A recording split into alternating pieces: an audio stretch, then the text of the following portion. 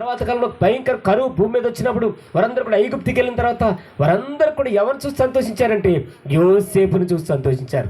యోసేపును బట్టి సంతోషించారు. యోసేపును బట్టి దీవించాడు. యోసేపును బట్టి కుటుంబంతో కూడా ఆశీర్వదించబడింది దేవుని బిడ్డలారా. అందుకనే తండ్రి అంట ఇక అవసరం దశకొచ్చాడు. చచ్చిపోదాం అనుకున్న పరిస్థితులలో ఎవరిని చూడగా మళ్ళా ఆయనకి జీవం లేచి వచ్చింది చెప్పండి. యోసేపుని చూడగానే మళ్ళా ఆయన జీవం లేచి వచ్చిందండి. అర్థమవుతుందా? అంటే అతడు పుట్టినందున అనేకులకి ఏమైనాడు? అతను దీవెనకరంగా మార్చబడ్డాడు, ఆశీర్వదకరంగా మార్చబడ్డాడు. సమూయేలు కూడా ఎట్లా మార్చబడ్డాడు? దీవెనకరంగా మార్చబడ్డాడు, ఆశీర్వదకరంగా మార్చబడ్డాడు. సంసోను కూడా దేవుని కొరకు జీవించాల్సిన వ్యక్తి, దేవుని కొరకు కార్యాలు చేయాల్సిన వ్యక్తి, దేవుని కొరకు పెంచబడిన వ్యక్తి.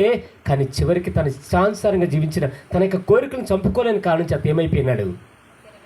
మధ్యలోనే తన జీవితం కోల్పోతూ వచ్చినాడు. ఈ రోజున ఇంటర్మీడియట్ ఫెయిల్ అయిపోయి పిల్లలు చూడండి, ఒక్క సబ్జెక్ట్ ఫెయిల్ అయిందో, 2 సబ్జెక్టులు ఫెయిల్ అయినాయో. ఇక్కడ తెలంగాణలో జరుగుతున్న సంగతి ఏమి తెలుసా? గతంలో మనకి ఇక్కడ జరిగింది, ఇప్పుడు తెలంగాణలో జరుగుతుంది. ఏంటి తెలుసండి? ఎంతమంది తమ ప్రాణాలు కోల్పోతున్నారు. అభంశుభం తెలియని పిల్లలండి. దేవరి పిల్ల ఒక పాప పైన 2 అంతస్తుల బిల్డింగ్ ఎక్కి దూకితే ఈరోజు చావు బ్రతుకులు కొట్టుకుంది. ఎన్నుముకంతా ఇరిగిపోయిందంటే ఒక్క సబ్జెక్ట్ ఫెయిల్ అయితే ఏమమ్మా? ఇవి ఎందుకొరకు?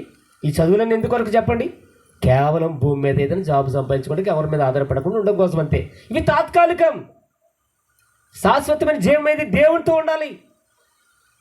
తల్లిదండ్రులు దుఃఖంగా వాళ్ళని దుఃఖితులుగా మార్చేసి వాళ్ళని కన్నీరు పార్చించేసి విధంగా మనం ఉండకూడదు కదా.